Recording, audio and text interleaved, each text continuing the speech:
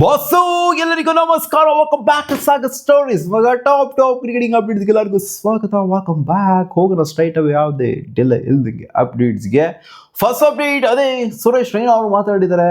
ಅವರು ಆಡ್ತಿದ್ದಂಥ ಟೈಮಲ್ಲಿ Indian cricket ಟೀಮಲ್ಲಿ ಯಾವ ಥರ ಕಲ್ಚರ್ ಇತ್ತು ಫೀಲ್ಡಿಂಗ್ ರಿಲೇಟೆಡ್ ಅಂತ. ಪ್ಲೇಸ್ಗಳೆಲ್ಲ ಬಂದ್ಬಿಡೋರು, ಅರ್ಧ ಗಂಟೆ ಮುಂಚೆನೇ ಬಂದ್ಬಿಡೋರು. ಪ್ಲೇಸ್ಗಳೆಲ್ಲ ಪ್ರಾಕ್ಟೀಸ್ ನಡೀತಾ ಐತೆ ಅಂತ ಅಂದರೆ ಅರ್ಧ ಗಂಟೆ ಮುಂಚೆನೇ ಬಂದ್ಬಿಟ್ಟು ಫಸ್ಟ್ ನಾವು ಪ್ರಾಕ್ಟೀಸ್ ಮಾಡಿದ್ದೇನೆ ಬ್ಯಾಟಿಂಗ್ ವಲ್ಲ ಬೌಲಿಂಗ್ ವಲ್ಲ ಫೀಲ್ಡಿಂಗ್ ಪ್ರಾಕ್ಟೀಸ್ನ ನಾವು ಮಾಡ್ತಾ ಇದ್ವಿ ಮುಂಚೆ. ಯಾಕಂದರೆ ಫೀಲ್ಡಿಂಗಿಗೆ ನಾವು ಜಾಸ್ತಿ ಒತ್ತು ಕೊಡ್ತಾ ಇದ್ವಿ ನಮ್ಮ ಕಾಲದಲ್ಲಿ ಅಂತ ಹೇಳಿದ್ದಾರೆ.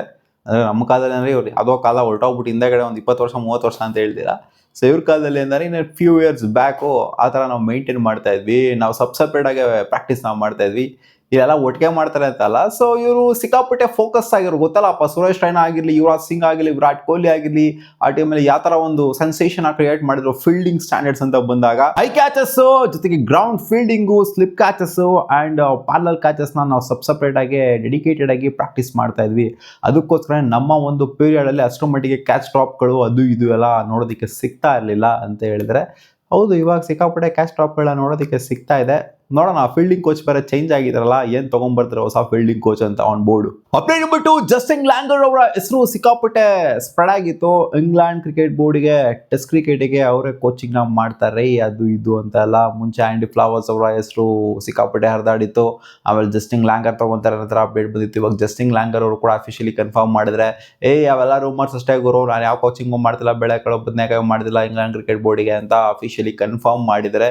ಇನ್ನ ಯಾರು ಬ್ರ್ಯಾಂಡನ್ ಮೆಕಲಮ್ ಎಳಿಸ್ಬಿಟ್ಟು ಇನ್ನ ಟೈಮ್ ಇದೆ ಅವರಿಗೆ ನೆಕ್ಸ್ಟ್ ಸೀರೀಸ್ ಬರೋದಕ್ಕೆ. ಯಾರನ್ನ ಅಪಾಯಿಂಟ್ ಮಾಡ್ತಾರೆ ಅದೇ ಕ್ವೆಶನ್ ಆಗಿ ಕೂತ್ಕೊಂಡ್ಬಿಟ್ಟಿದೆ ಇವಾಗ. ನೋಡೋಣ ಏನಾಗುತ್ತೆ ಅಂತ. ಒಟ್ನಲ್ಲಿ ಜಸ್ಟಿನ್ ಲ್ಯಾಂಗರು ಇಲ್ಲ, ಆಂಡಿ ಫ್ಲವರು ಇಲ್ಲ, ಸಿಕ್ಕಾಪಟ್ಟೆ ಎಕ್ಸ್ಪೀರಿಯನ್ಸ್ ಇರುವಂಥವ್ರು ಇವರು. ಇನ್ಯಾರು ಕೊಡ್ತಾರೆ? ನೀವು ಕಾಮೆಂಟ್ ಸೆಕ್ಷನ್ ಹಾಕಿ ಯಾರಿಗೆ ಕೊಡ್ಬೋದು ಇಂಗ್ಲೆಂಡ್ ಅವರು ಟೆಸ್ಟ್ ಕೋಚಿಂಗ್ ಪೊಸಿಷನ್ ಅಂತ. ಅಪ್ಡೇಟ್ ನಂಬರ್ 3, ಡ್ಯಾರಲ್ ಮಿಚೆಲ್ ಅವ್ರನ್ನ ಹಿಂದಿಟ್ಟು ಮತ್ತೆ ಇವಾಗ ಮುಂದಕ್ಕೆ ಬಂದಿದ್ದಾರೆ. ಶುಭ್ಮನ್ ಗಿಲ್ ಅವರು ಪ್ರದರ್ಶನ ಬರ್ತಾ ಇದೆಯಲ್ಲಪ್ಪ, ಕನ್ಸಿಸ್ಟೆಂಟ್ ಆಗಿ ಸಖತ್ತಾಗಿ ಆಡ್ತಾರೆ ಶುಭ್ಮನ್ ಗಿಲ್. ODIs ಅಲ್ಲಿ ಇವಾಗ ಮತ್ತೆ ನಂಬರ್ 1 ಬ್ಯಾಟರ್ ಆಗಿದ್ದಾರೆ. ಮೇಲೆ ಕೆಳಗೆ ಅಂತ ಫ್ಲಕ್ಚುಯೇಟ್ ಆಗ್ತಾನೆ ಇರುತ್ತೆ. ಇವಾಗ ಕರೆಂಟ್ಲಿ ಅವರ ರೈಟಿಂಗ್ ಪಾಯಿಂಟ್ಸ್ ಮುಂದೆ 801, ಡ್ಯಾರಲ್ ಮಿಚೆಲ್ ಅವ್ರದ್ದು 794 ರೈಟಿಂಗ್ ಪಾಯಿಂಟ್ಸ್ ಇಟ್ಕೊಂಡಿದ್ದಾರೆ. ಸೊ ಇನ್ನೇನು ಅಪ್ರಾಕ್ಸಿಮೇಟ್ಲಿ 7 ರೈಟಿಂಗ್ ಪಾಯಿಂಟ್ಸ್ ಡಿಫ್ರೆನ್ಸ್ ಇದೆ. ಸೊ ಮೇಲೆ ಕೆಳಗೆ ಆಗ್ತಾ ಇರುತ್ತೆ. ಅವ್ರು ಸೀರೀಸ್ ಬಂದ್ರೆ ಅವ್ರ ಮೇಲೆ ಬರ್ತಾರೆ. ಬಟ್ ಡ್ಯಾರಲ್ ಮಿಚೆಲ್ ಜಮ್ಮುಗರು ನ್ಯೂಜಿಲ್ಯಾಂಡ್ ಅಂತ ಬಂದಾಗ ಎಷ್ಟು ವರ್ಷದಿಂದ ಒಂಥರ ಆಲ್ಮೋಸ್ಟ್ ಒಂದು 2-3 ವರ್ಷದಿಂದ ಅಂತೂ ಮೇಲ್ಗಡೆ ಪೊಸಿಷನ್ ಇದ್ದಾರೆ. ಮೇಲೆ ಕೆಳಗೆ ಆಗ್ತದೆ first second slot. Shubman Gill, Virat Kohli number 3, Rohit Sharma number 4. So Indians top 5 ಅಂತ ಬಂದಾಗ 3 ಜನ ಇದಾರಲ್ಲ, ಇದು ನೋಡೋದಕ್ಕೆ ಆನ್ ಬೋರ್ಡ್ ಸಿಕ್ಕಾಪಟ್ಟೆ ಖುಷಿ ಆಗ್ತಾ ಇದೆ. ಅಂಡ್ ಶುಭ್ಮನ್ ಗಿಲ್ ಒಬ್ಬಿಯಸ್ಲಿ ಕನ್ಸಿಸ್ಟೆಂಟ್ ಆಗಿ ಆಡ್ತಿದೆ, ಅದಕ್ಕೋಸ್ಕರ ಈ ಪೊಸಿಷನ್ ಇರೋದು. ಅಪ್ಡೇಟ್ ನಂಬರ್ 4, ಆಂಡ್ರೂ ಮೆಕ್ಡೊನಾಲ್ಡ್ಸ್ ಅವರು ಪ್ರೆಡಿಕ್ಟ್ ಮಾಡಿದ್ದಾರೆ ಈ ತರ ಆಗ್ಬೋದು ಗುರು ಫ್ಯೂಚರ್ ಅಲ್ಲಿ ಅಂತ. ಸೊ ಅವ್ರು ಹೇಳ್ತಿರೋದು ಏನಂದ್ರೆ ಬೆನ್ ಸ್ಟೋಕ್ಸ್ ಇವಾಗ ರಿಟೈರ್ಮೆಂಟ್ ಆಗಿಬಿಟ್ಟಿದ್ರಲ್ಲ, ಟೆಸ್ಟ್ ಫಾರ್ಮೆಟ್ಗೂ ಕೊಡಿದ್ರೆ, ODIಗೂ ಕೊಡಿದ್ರೆ, T20ಗೂ ಕೊಡಿದ್ರೆ, ಅದಕ್ಕೂ ಕೊಟ್ಬಿಟ್ಟಿದ್ರೆ. ಕಮ್ ಬ್ಯಾಕ್ ಮಾಡಿದ್ರು ODI ಕ್ರಿಕೆಟ್ ಆಡೋದಕ್ಕೆ, ಅಂದ್ರೆ ವರ್ಲ್ಡ್ ಕಪ್ ಆಡೋದಕ್ಕೆ. ಲಾಸ್ಟ್ ಟೈಮ್ 2023 ಕಮ್ ಬ್ಯಾಕ್ ಮಾಡಿದ್ರು. ರಿಟೈರ್ಮೆಂಟ್ ಮುಂಚೆನೇ ಕೊಟ್ಬಿಟ್ಟಿದ್ರು. ಕಮ್ ಬ್ಯಾಕ್ ಮಾಡಿ ಸೋತಿದ್ದು ಕೂಡ ಆಯ್ತು. ಸೊ ಈಗಲೂ ಕೂಡ ಅಷ್ಟೇ ನೋಡಿ. ಬೇಕಾದ್ರೆ ಆಶಸ್ ಬರ್ತಾ ಇದೆ ನೆಕ್ಸ್ಟ್ ಇಯರ್. ಸೊ ಆಶಸ್ಗೆ ಖಂಡಿತ ರಿಟೈರ್ಮೆಂಟ್ ಇಂದ ವಾಪಸ್ ಬರ್ಬೋದು ಅಂಡ್ ಬರ್ತಾರೆ ಅನ್ನೋ ಒಂದು ಹೋಪ್ ಇದೆ ನನಗೆ. ಅಂಡ್ ರಿಟೈರ್ಮೆಂಟ್ ಇಂದ ಕಮ್ ಬ್ಯಾಕ್ ಮಾಡ್ಬಿಟ್ಟು ಆ ಸೀರೀಸ್ ನ ಆಶಸ್ ಇವರೇ ಗೆಲ್ತಾರೆ. ಇಂಗ್ಲೆಂಡ್ ಅವರಿಗೆ ಗೆಲ್ಲುವಂತ ಚಾನ್ಸಸ್ ಜಾಸ್ತಿ ಇದೆ. ಅಂಡ್ ಗೆಲ್ತು ಅಂತಂದ್ರೆ ಇದಕ್ಕಿಂತ ಒಂದು ದೊಡ್ಡ ಇತಿಹಾಸ ಇನ್ನ ಒಂದು ಇರೋದಿಲ್ಲ. ರಿಟೈರ್ಮೆಂಟ್ ಇಂದ ಕಮ್ ಬ್ಯಾಕ್ ಮಾಡಿ ಸೀರೀಸ್ ನ ಗೆಲ್ಸಿದ್ರು ಅವರು ಅಂತ ಅಂದ್ರೆ ಅಂತ. ಸೊ ಖಂಡಿತ ಆಶಸ್ ಆಡುವಂತ ಆಸೆ ಅವ್ರಿಗೆ ಇದೆ. ಅಂಡ್ ಬರ್ತಾರೆ, ಆಡ್ತಾರೆ ಅನ್ನೋ ತರ ಹೇಳಿದ್ರೆ ನೋಡೋಣ ಅದೇನಾಗುತ್ತೆ ಅಂತ. ಅಪ್ಡೇಟ್ ನಂಬರ್ 5, ಜಡುಗೆ ಒಂದು ಕ್ವಶನ್ ಬರುತ್ತೆ ಇಂಟರ್ವ್ಯೂ ಅಲ್ಲಿ. ಸೊ ಅವ್ರು ಕೊಟ್ಟಿರುವಂತ ಉತ್ತರ ಇದು. ಜಡು ಬಾಯ್, if you life is on the line and you have to choose one batter to bat, ಲೈಫ್ನ ಒಂಥರ ಬ್ಯಾಟಿಂಗ್ ಆಡೋದಕ್ಕೆ ಕೊಡ್ತೀರಾ ಅಂತಂದರೆ ಯಾರಿಗೆ ಕೊಡ್ತೀರಾ ಅಂತ ಕೇಳಿದಾಗ, who will be that batter ಅಂತ ಕೇಳಿದಾಗ ಅವ್ರು ಕೊಟ್ಟಿರುವಂಥ ಉತ್ತರ it will be MS Dhoni ಅಂತ ಹೇಳಿದ್ದಾರೆ. ಸೊ ಸಿಕ್ಕಾಪಟ್ಟೆ ಬಾಂಡಿಂಗ್ ಇದೆ ಗುರು ಜಡುಗುನು ಇವ್ರಿಗೂ, MS ಧೋನಿ ಅವ್ರಿಗೂ.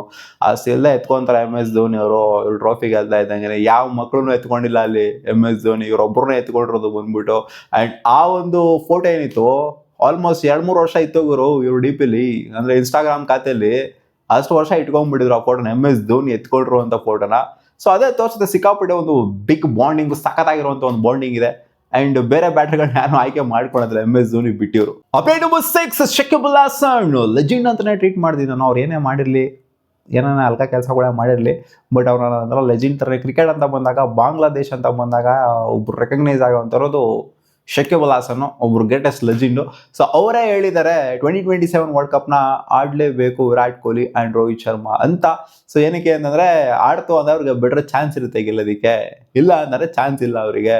ಇವ್ರು ಆಡ್ತು ಅಂದರೆ ಮಾತ್ರ ಚಾನ್ಸು. ಅಷ್ಟು ವರ್ಷ ಆಡ್ಕೊಂಬಂದಿದ್ದಾರೆ ಆ್ಯಂಡ್ ಅವ್ರನ್ನೇನಕ್ಕೆ ಫ್ಯಾನ್ಸ್ಗಳೆಲ್ಲ ಅಡೂರು ಮಾಡ್ತಾರೆ, ಅವರಿಂದ ಇನ್ಸ್ಪಿರೇಷನ್ನ ತೊಗೊತಾರೆ. ಏನಕ್ಕೆ ತೊಗೊತಾರೆ ಅಂತಂದರೆ ಸೊ ಅಷ್ಟು ವರ್ಷ ಆಡ್ಕೊಂಬಂದಿದ್ದಾರೆ ಆ್ಯಂಡ್ ಅಷ್ಟು ಪಾಠನ ಕಲಿಸಿದ್ದಾರೆ ಜನಕ್ಕೆ ಆ್ಯಂಡ್ ಅಷ್ಟು ನೋಡಿದ್ದಾರೆ, ಅವ್ರನ್ನ ಜನ ನೋಡಿದ್ದಾರೆ ಆ್ಯಂಡ್ ಅವ್ರು ಇರಬೇಕು ಅಂತ ಆಸೆ ಪಡ್ತಾರೆ. ಜೊತೆಗೆ ಅವ್ರು ಪರ್ಫಾರ್ಮ್ ಕೂಡ ಮಾಡಿದ್ದಾರೆ. ಸೊ ಇವ್ರನ್ನ ಬಿಟ್ಬಿಟ್ಟು ಹೋಯ್ತು ಅಂತಾರೆ. ಇದು ನೋಡಿ, ನಾವು ಹೇಳ್ಕೊಳ್ಳೋದು ಸಪ್ರೇಟು, ನಾವು ಇಂಡಿಯನ್ಸ್ ಹೇಳ್ಕೊಳ್ಳೋದು ಸಪ್ರೇಟು. ಹೇಳಿದ್ದಾರೆ ಎಕ್ಸ್ ಕ್ರಿಕೆಟರ್ಸ್ಗಳೆಲ್ಲ ಸಿಕ್ಕಾಪಟ್ಟೆ ಜನ ಹೇಳಿದ್ದಾರೆ, ವಿರಾಟ್ ಕೊಹ್ಲಿ ಮತ್ತು ರೋಹಿತ್ ಶರ್ಮಾ ಬಿಟ್ಟು ಹೋಯ್ತೀರಾ ಅಂದರೆ 2027 ವರ್ಲ್ಡ್ ಕಪ್ಪಿಗೆ ಪಕ್ಕಾ ಸೋಲ್ತೀರಾ ನೀವು ಅಂತ. ಸೊ ನಾವು ಹೇಳೋದು ಬೇರೆ. ಒಬ್ರು ನೋಡಿ ಬಾಂಗ್ಲಾದೇಶವ್ರು ನಮ್ಮ ಕಂಡ್ರೆ ಆಗೋದಿಲ್ಲ ಹಂಗೆ ನೋಡೋಕೆ ಹೋಯ್ತು ಅಂದರೆ, ಅವ್ರು ಹೇಳ್ತಾ ಇದ್ದಾರಲ್ಲ ವಿರಾಟ್ ಕೊಹ್ಲಿ ಮತ್ತು ರೋಹಿತ್ ಶರ್ಮಾ ಇಲ್ಲ ಅಂದರೆ ಗೆಲ್ಲೋದಿಲ್ಲ ಅಂತ. ಸೊ ಇದು ತೋರಿಸುತ್ತೆ ಅವರ ವ್ಯಾಲ್ಯೂ ಏನು ಅಂತ. ಅಪೇಟ್ ನಂಬರ್ 7 ಕೃಷ್ಣಮಾಚಾರಿ ಶ್ರೀಕಾಂತ್ ಏನು ಒಂಥರ ಏನು ತಿಕ್ಲಿಗೆ ಹಿಡಿದ್ಬಿಟ್ಟು ಆಯ್ತಾಗ ಏನು ಬೆಂಕಿ ಸ್ಟೇಟ್ಮೆಂಟ್ಗಳ ಕೊಡ್ತಾವ್ರು ಗುರು. ಸೀರೀಸ್ ಆಫ್ ಬೆಂಕಿ ಸ್ಟೇಟ್ಮೆಂಟ್ ಫುಲ್ ಆರೋಗ್ಯಂಟಾಗಿ ರೊಚ್ಕೆದ್ಬಿಟ್ಟವ್ರು ಹಂಗೇನೆ ಅಲ್ಲಿ. ಯಾರ ಕ್ರಿಕೆಟರ್ಸ್ ಮಕ್ಬ ಕುಕ್ಕಂತ ಇರ್ತಾರೆ, ಯಪ್ಪ ಹಿಂಗೆ ವಯಸ್ಸಾಗೈತೆ ಸುಮ್ಮ ಕುತ್ಕೊಳ್ಳೋದ್ರಲ್ಲಿ ಏನು ಗುರು ಹಿಂಗೆಲ್ಲ ಮಾತಾಡ್ತಾವ ನೀವು ವಯ್ಯ ಅಂತ. ಕೃಷ್ಣಮಾಚಾರಿ ಶ್ರೀಕಾಂತ್ ಮಾತಾಡೋದು ನೋಡಿ ಡೈರೆಕ್ಟಾಗಿ ಇಂಪ್ಯಾಕ್ಟ್ ಆಗುತ್ತೆ ಶಿವಮ್ ದುಬೆಗೆ, ಜೊತೆಗೆ ಹರ್ಷಿತ್ ರಾಣಾನ ಮತ್ತು ಶಿವಮ್ ದುಬೆನ ನೀವು ಆಲ್ರೌಂಡರ್ಸ್ ಅಂತ ಕರಿತೀರಾ ಅಂತಂದ್ರೆ ದೆನ್ ನಾನೊಬ್ಬ ಬಿಗ್ಗೆಸ್ಟ್ ಆಲ್ರೌಂಡರ್, ಇಂಡಿಯಾ ಪರವಾಗಿ ನಾನೊಬ್ಬ ದೊಡ್ಡ ಬಿಗ್ಗೆಸ್ಟ್ ಆಲ್ರೌಂಡರ್ ಅಂತ ಹೇಳ್ಬಿಟ್ಟಿದ್ದಾರೆ. ಅಂದರೆ ಅವ್ರು ಆಲ್ರೌಂಡರ್ ಅಲ್ಲ, ಲಾಯಕ್ಕಿಲ್ಲ, ಆಲ್ರೌಂಡರ್ ಅಂತ ಕರೆಯೋದಕ್ಕೆ ಲಾಯಕ್ಕಿಲ್ಲ ಅಂತ ಹೇಳಿದ್ದಾರೆ. ಹರ್ಷಿತ್ ರಾಣನ್ ಏನೋ ಬಿಡಿ ಆಲ್ರೌಂಡರ್ ಅಂತ ಅನ್ನೋಕ್ಕಾಗಲ್ಲ. ಶಿವಮ್ ದುಬೆ ಆಲ್ರೌಂಡರ್ ಅಂತಲೇ ಹೆಸರುವಾಸಿ ಆಗಿರೋದು. ಸೊ ಶಿವಮ್ ದುಬೆಗೆ ಯಾಕೋ ಒಂಥರ ಇಕ್ಕಮುಖ ಇಕ್ತಾವ್ರೆ ಗುರು ಅವರು, ಯಾಕೋ ಸಿಕ್ಕಾಪಟ್ಟೆ ಹೇಟ್ರೇಟ್ ತೋರಿಸ್ತಾವ್ರೆ, ಟಾರ್ಗೆಟ್ ಮಾಡ್ತಾರೆ ಅಂತಲೇ ಅನ್ನಿಸ್ತಾ ಇದೆ. ಯಾಕಂದ್ರೆ ಇದು ಫಸ್ಟ್ ಟೈಮ್ ಅಲ್ಲ ಸ್ಟೇಟ್ಮೆಂಟ್ ಕೊಡ್ತಿರೋದು. ಶಿವಮ್ ದುಬೆ ಬಗ್ಗೆ ಸಿಕ್ಕಾಪಟ್ಟೆ ಫೀಲ್ಡಿಂಗ್ ಮಾಡಕ್ ಬರಲ್ಲ, ಹಂಗೆ ಬರಲ್ಲ ಹಿಂಗೆ ಬರಲ್ಲ, ಉಗ್ದಟ್ಬೇಕು ಹಂಗೆ ಹಿಂಗೆ ಅಂತೆಲ್ಲ ಹೇಳಿದ್ರು. ಆಮೇಲೆ ಈ ವಿಚಾರದಲ್ಲೂ ಕೂಡ ಅಷ್ಟೇನೆ ಶಿವಮ್ ದುಬೆ ಆಲ್ರೌಂಡರ್ ಅಲ್ಲ ಅಂತ ಹೇಳ್ತಾ ಇದ್ದಾರೆ.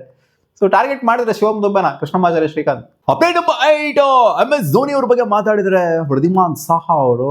ಸೊ MS ಧೋನಿ ಆದ ನಂತರ ಟೆಸ್ಟಿಗೆ ಬಂದವರು ಇವರಲ್ವಾ ವೃದ್ಧಿಮಾನ್ ಸಾಹಾ ವಿಕೆಟ್ ಕೀಪಿಂಗಿಗೆ.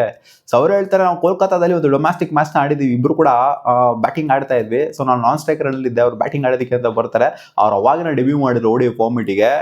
ಸೊ ಅವ್ರಿಗೆ ಗೊತ್ತಾಗ್ಬಿಟ್ಟಿತ್ತು, ಎಲ್ಲ ಇಂಡಿಯನ್ಸ್ ಎಲ್ಲ ಗೊತ್ತಾಗ್ಬಿಟ್ಟಿದ್ದು ಬಿಗ್ ಹಿಟರ್ ಇವರು ಅಂತ ಗೊತ್ತಾಗ್ಬಿಟ್ಟಿದ್ದು. ಬಟ್ ಅವ್ರು ಡೊಮ್ಯಾಸ್ಟಿಕ್ ಆಡೋದಕ್ಕೆ ಅಂತ ಬರ್ತಾರೆ. ನಾನು ನಾನ್ ಸ್ಟ್ರೈಕರ್ನಲ್ಲಿದ್ದೆ, ನಾನು ಅವಾಗ 30+ ರನ್ಸ್ನ ಹೊಡೆದ್ಬಿಟ್ಟು ನಿಂತ್ಕೊಂಡಿದ್ದೆ. ಬಟ್ ಅವ್ರು ನನಗೆ ಸಿಂಗಲ್ ಕೊಡು ಅಂತ ಕೇಳಿದ್ರು, ನಾನು ಸಿಂಗಲ್ ಕೊಟ್ಟೆ. ಅವ್ರು ನೋಡ್ತು ಅಂದ್ರೆ ಸೆಂಚುರಿನೇ ಹೊಡೆದ್ಬಿಟ್ರು. ನಾನು 40+ ಅಲ್ಲಿದ್ದೆ, ಅವ್ರು ನೋಡಿದ್ರೆ ಸೆಂಚುರಿನೇ ಹೊಡೆದ್ಬಿಟ್ರು. ಅವಾಗ ಅರ್ಥ ಆಯ್ತು ಅವ್ರಿಗಿರೋಂಥ ಗತ್ತೇನು, ಗಮ್ಮತ್ತೇನು, ಗಾಂಭೀರ್ಯ ಏನು ಅಂತ ನಂಗೆ ಅಲ್ಲಿ ಅರ್ಥ ಆಗೋಗ್ಬಿಡ್ತು. ಅಲ್ಲಿಂದ ಸಿಕ್ಕಾಪಟ್ಟೆ ಕಲ್ತ್ಕೊಂಡೆ ನಾನು ನೋಡ್ಬಿಟ್ಟು ಅವ್ರನ್ನ. ಅವರು ಯಂಗ್ಸ್ಟರ್ ಆಗಿದ್ರು ಅವಾಗ, ನಾನು ಸಿಕ್ಕಾಪಟ್ಟೆ ಯಂಗ್ಸ್ಟರ್ ಆಗಿದೆ, ಅಲ್ಲಿಂದ ನೋಡ್ಬಿಟ್ಟು ಸಿಕ್ಕಾಪಟ್ಟೆ ಕಲ್ತ್ಬಿಟ್ಟಿದ್ದೀನಿ ಅಂತ ಹೇಳಿದ್ರು. ಒಂಥರ MS ಧೋನಿ ಕ್ರೆಡಿಟ್ ಕೊಟ್ಟಿದ್ದಾರೆ. ಅಪೇಟ್ ನಂಬರ್ 9 ಏನಪ್ಪ ಇದು ಗಂಭೀರ್ ಅಣ್ಣಂದು ಅವತಾರಗಳು ಅಂತ 2 ದಿನದಿಂದ ಎಲ್ಲ ತಲೆ ಗುಳ ಬಿಟ್ಕೊಂಡಿರ್ತೀರಾ. ಯಾಕಂದ್ರೆ ಅಕೌಂಟ್ ಹ್ಯಾಕ್ ಆಗೋಗ್ಬಿಟ್ಟೈತೆ, ಹಂಗಾಗೋಗ್ಬಿಟ್ಟಿದೆ ಹಿಂಗಾಗೋಗ್ಬಿಟ್ಟಿದೆ ಅಂತ ಸೋಷಿಯಲ್ ಮೀಡಿಯಾ ಸಿಕ್ಕಾಪಟ್ಟೆ ಸ್ಪ್ರೆಡ್ ಆಗ್ತಿತ್ತು. ಗಂಭೀರ್ ಅಣ್ಣ ಏನು ನಗ್ತಾ ಇರೋ ಪೋಸ್ಟ್ಗಳನ್ನೆಲ್ಲ ಹಾಕೊಂಡು ಏನಿದು ಒಳ್ಳೆ ಮೀಮ್ಸ್ಗಳನ್ನೆಲ್ಲ ಹಾಕೊಂಡು ಏನಿದು ತಲಾಟೆ ಆಡ್ತಾವ್ರೆ ಅನ್ನೋ ಥರ ಅನ್ಸ್ಬಿಟ್ಟಿತ್ತು. ನೋಡಿದ್ರಲ್ಲಪ್ಪ ಹೋಗ್ಬಿಟ್ಟು ಅವರ ಸೋಷಿಯಲ್ ಮೀಡಿಯಾ ಹ್ಯಾಂಡಲಲ್ಲಿ ನೋಡಿ, ಇನ್ಸ್ಟಾಗ್ರಾಮಲ್ಲಿ ಒಂಥರ ಗಿಮ್ಸು ಎಲ್ಲ ಹಾಕೊಂಡು ನಗ್ತಾ ಇರೋದನ್ನ ಗಂಭೀರ್ ಹಂಗೆ ಅಂತ ಅವ್ರ ಅಕೌಂಟಲ್ಲಿ ಅವರೇ ಏನು ಪೋಸ್ಟ್ ಮಾಡ್ಕೊಂತಾರೆ ಅಂತ ಅನ್ನಿಸ್ಬಿಟ್ಟಿದ್ದು, ಹ್ಯಾಕ್ ಆಗೋಗ್ಬಿಟ್ಟಿದೆ ಅಂತ. ಬಟ್ ಹ್ಯಾಕು ಗೀಕು ಎಲ್ಲ ಏನೂ ಆಗಿಲ್ಲ. ಸೊ ಇದು ಜಸ್ಟ್ ಒಂದು ಕೊಲಾಬ್ರೇಷನ್ನ ಒಂದು ಗಿಮಿಕ್ ಅಷ್ಟೇ. ಇದು ಮ್ಯಾಗಿ ಅವರು ಕೊಲಾಬ್ರೇಟ್ ಆಗಿದ್ದಾರೆ. ಇವತ್ತು ಪೋಸ್ಟ್ ಬಂದಿದೆ, ನೋಡಿದ್ರು ಅಂತ ಅನ್ಕೊಂಡಿದ್ದೀನಿ. ಗಂಭೀರ್ ಅಣ್ಣ ನಗ್ತಾ ಇರೋದು ಕ್ಲಿಯರ್ ಕಾಣಿಸ್ತಾ ಇರೋದು ಒಂಥರ ನೋಡಿ. ಅದು ಹೆಂಗೆ ಅಂತ ಅಂದರೆ ಗಂಭೀರ್ಗೂ ನಗಿಸ್ಬಿಡುತ್ತೆ ಮ್ಯಾಗಿ ಅನ್ನೋ ಥರ ಪೋರ್ಟ್ರೇ ಮಾಡ್ಬಿಟ್ಟು ಮ್ಯಾಗಿನ ಕೈಯಲ್ಲಿ ಕೊಟ್ಬಿಟ್ಟು ಒಂಥರ ಕೊಲಾಬ್ರೇಷನ್ ಮಾಡ್ಕೊಂಡಿದ್ರು. ಏನೇನೋ ಗಿಮಿಕ್ ಮಾಡಿದ್ರೆ ಗುರು, ಕೊಲಾಬ್ರೇಷನ್ ಗಿಮಿಕ್ ನೋಡಿ. ಇವಾಗ ಗಂಭೀರ್ ಅಣ್ಣನ ಅಕೌಂಟ್ ಹ್ಯಾಕ್ ಆಗೋಗ್ಬಿಟ್ಟಿದೆ, ಫುಲ್ಲು ಒಂಥರ ಪಾಪ್ಯುಲಾರಿಟಿ ಸಿಕ್ಬಿಡುತ್ತಲ್ಲ. ಏನೇನೋ ಪೋಸ್ಟ್ ಮಾಡ್ತಾರೋ ತಿಕ್ತಿಕ್ಲ ಥರ ಅಂದ್ಬಿಟ್ರೆ ಪಾಪ್ಯುಲಾರಿಟಿ ಸಿಕ್ಬಿಡುತ್ತಲ್ಲ. ಅವಾಗ ಏನಿದೆ ಗಂಭೀರ್ ಅಣ್ಣನ ಅಕೌಂಟಲ್ಲಿ ಅಂತ ಎಲ್ಲ ಹುಡ್ಕೊಂಡ್ ಬರ್ತಾರೆ. ಅವಾಗ ಅಲ್ಲಿ ಮ್ಯಾಗಿನ ನೋಡ್ತಾರೆ. ಇದಕ್ಕಿಂತ ಬೇಕಾಗಿರೋ ಪ್ರಮೋಷನು ನೋಡಿ, ಟ್ಯಾಕ್ಟಿಕ್ಸ್ ಯಾವ ಥರ ಉಪಯೋಗಿಸಿದ್ದಾರೆ ಅಂತ ಮ್ಯಾಗಿ ಅವರು. ಮತ್ತೆ ಸಿಗುವ ಮುಂದಿನ ವಿಡಿಯೋದಲ್ಲಿ ಗಾಯ್ಸ್ ಇದಿಷ್ಟು ಆಗಿತ್ತು ಟಾಪ್ ಕ್ರಿಕೆಟಿಂಗ್ ಅಪ್ಡೇಟ್ಸ್. ನಿಮ್ಗೆ ವಿಡಿಯೋ ಸ್ವಲ್ಪ ಏನಾದರೂ ಇಷ್ಟ ಆಗಿದೆ ನಾವು ಲೈಕ್ ಮಾಡಿ.